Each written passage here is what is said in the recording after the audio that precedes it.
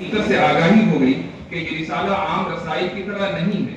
یہ ملا صدرہ کی حکمت متعالیہ، امام غزالی کی تحفۃ الفلاسفہ، ماتریدی کی کتاب التوحید، اور پھر آگے چل کر شاہ ولی اللہ دہلوی کے حجت اللہ البالغہ، شاہ اسماعیل شہید کی عبقات اور شیخ احمد سرہندی کے علوم و معارف کا خلاصہ ہے. اور اس خلاصے کو ان علماء اور طلباء کے لیے معرض وجود میں لایا گیا ہے جو علم کلام کے معروف و مشہور مباحث سے اچھی طرح واقفیت رکھتے ہیں.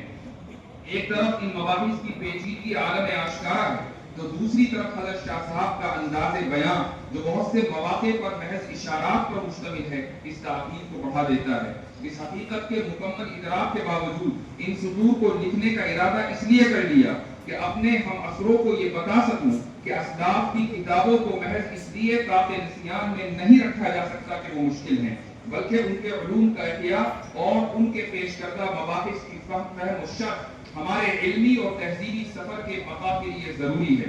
بہت سے مکاتب فکر اسی لیے عنقا ہو گئے کہ ان کے اسلاف کی کتابوں کو پڑھنے اور سمجھنے والے ناپید ہو گئے.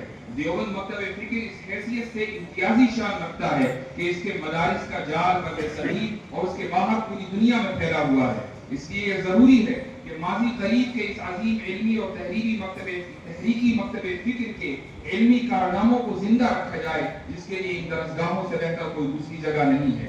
اس کے بعد میں نے 3 نظریات پیش کیے ہیں. ایک تصور تفرد جو حضرت شاہ صاحب کا ایک اضافہ ہے، اصطلاحی اضافہ ہے علم کلام میں. دوسرا نظریہ ہے نظریہ سکوت جو باقاعدہ علم کلام میں اضافہ ہے اور تصوف سے مستفاد ہے. اور تیسرا نظریہ ہے تصور زمان و مکان. یہ سب آپ پڑھ دیں گے، لیکن آخر میں ایک گزارش ذکر کرنا چاہوں گا. یہ مقالہ مرقات الطارم کے تفصیلی تجزیے یا اس کی پیچیدہ اور فلسفیانہ عبارتوں کی مکمل شرح کا متحمل نہیں ہے.